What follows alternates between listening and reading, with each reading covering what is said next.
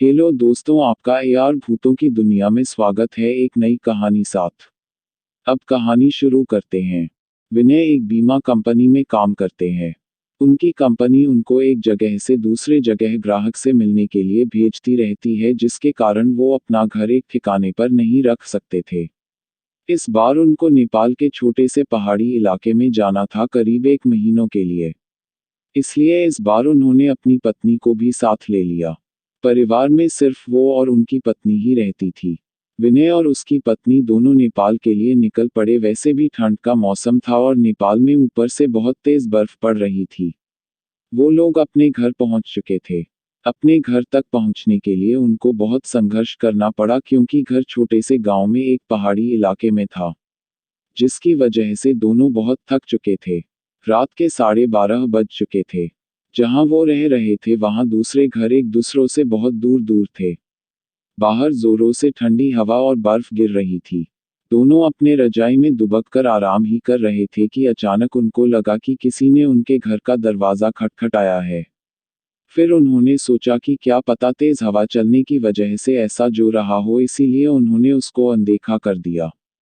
अगली सुबह विनय जिस काम के लिए आया था उसके लिए वो निकल पड़ा। उसकी पत्नी घर में अकेले ही थी। उसको समझ नहीं आ रहा था कि वो घर में बैठे वक्त कैसे बिताए। उसने सोचा कि चलो क्यों न बाहर जाकर ही कुछ देख लिया जाए। बाहर ठंड तो थी पर हवा नहीं चल रही थी। इसीलिए उसने अपना स्वेटर पहना और बाहर निकलने को तैयार हो गई। जैसे ही उसने अपना घर का गेट खोला, वैसे ही देखती है कि घर के पास बने एक खंबे के पीछे एक छोटा सा बच्चा खड़ा है, जो उसको चुपके चुपके देख रहा है।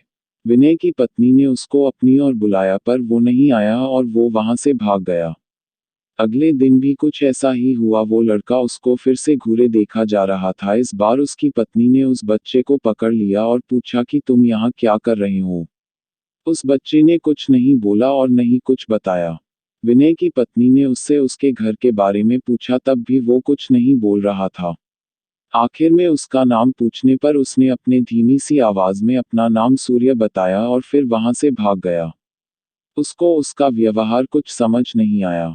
ये सिलसिला ऐसे ही चलता रहा। वो बच्चा रोज उसको खंबे के पीछे से निहारता रहता था। उस दिन रविवार की रात थी। दोनों घर में अंगीठी के सामने आग ताप रहे थे, क्योंकि बाहर की हालत बहुत खराब थी। इतनी खराब कि कोई थोड़ी देर के लिए बाहर निकल जाए तो उसकी जान चली जाए। अचानक दरवाजा किसी ने खटखटाया। उन दोनों को फिर से लगा कि शायद हवा की वजह से ऐसा हो रहा हो। तभी फिर से किसी ने दरवाजा खटखटाया। इस बार खटखटाने की आवाज साफ आ रही थी। ये आवाज सुनकर दोनों डर गए, क्योंकि इतनी रात को वो भी जान ले लेने वाली ठंड में आखिर कौन हो सकता है। दोनों केवल एक दूसरे का मुंह देख रहे थे। अचानक दरवाजे के बाहर से धीरे धीरे रोने की आवाज आने लगी।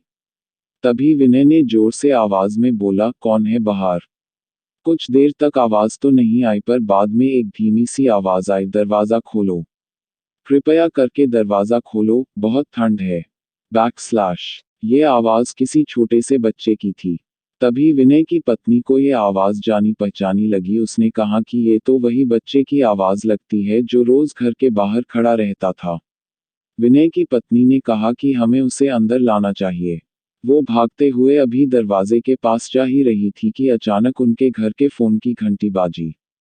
फोन एक पड़ोस में रहने वाली औरत का था, जिससे आज ही विनय की पत्नी मिलकर आई थी। विनय की पत्नी ने फोन उठाया। वहां से उस औरत की आवाज आई, हेलो जी, मैं आपको बताना भूल गई थी कि अगर आपके घर के बाहर कोई भी दरवाजा खटखटाए तो उसको मत खोलना। विनय की पत्नी ने कहा कि अभी मेरे घर के बाहर एक बच्चे की आवाज आ रही है जो दरवाजा खोलने को कह रहा है। तभी उस औरत ने कहा कि नहीं, आप बिल्कुल मत खोलना, वो असल में एक आत्मा है।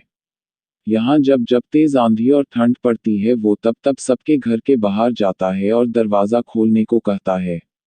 वो ठंड का बहाना बनाता है और दरवाजा खुलवाने की कोशिश करता है। अगर कोई गलती से भी दरवाजा खोल देता है तो वो अगले दिन बर्फ में दबा हुआ मिलता है। ये सुनते ही जैसे उनके पैरों से जमीन ही खिसक गई। वो सोचने लगी कि जो बाहर दरवाजा खटखटा रहा है वो असल में एक आत्मा है। उन्होंने ने दरवाजा नहीं खोला। अगले दिन ही वो दोनों भागकर पड़ोसी के पास गए और पूरे मामले के बारे में पूछा। उस औरत ने बताया कि इस गांव में एक परिवार रहता था। पहाड़ टूटने की वजह से उस परिवार का विनाश हो गया, बस एक बच्चा बच गया। वो दूसरों के घर जा जाकर खाना मांगता। एक दिन बहुत जोरों से बर्फ की आंधी पड़ रही थी। वो दूसरों के घर जा जाकर खाना मांगता। एक दिन बहुत जोरों से बर्फ की आंधी पड़ रही थी। वो दूसरों के घर के बाहर दरवाजा खटखटाकर घर के अंदर आने को गुहार लगा रहा था। पर किसी ने भी उसकी गुहार नहीं सुनी। ठंड की वजह से सब अपने घरों में दुबके हुए थे। कल सुबह होने पर उस बच्चे की लाश बर्फ में अकड़ी हुई मिली। आज भी कभी भी जोरों से बर्फ की आंधी आती है तो उसकी आत्मा सबके घर के पास आती है और गुहार लगाती है। ये सब सुनकर दोनों हैरान रह गए। लेकिन वो वहां 1 महीने जब तक रहे तब तक 3 4 बार उनके साथ ऐसा ही हुआ। लेकिन विनय का काम खत्म हो जाने पर वो वहां से चले गए। पर विनय की पत्नी में दिमाग में एक रहस्य हमेशा बना रहा कि उस घटना के बाद जो बच्चा उसे रोज घर के बाहर दिखता था वो कभी नहीं दिखा। वीडियो पसंद आई हो तो चैनल को सब्सक्राइब करें और वीडियो को लाइक करें।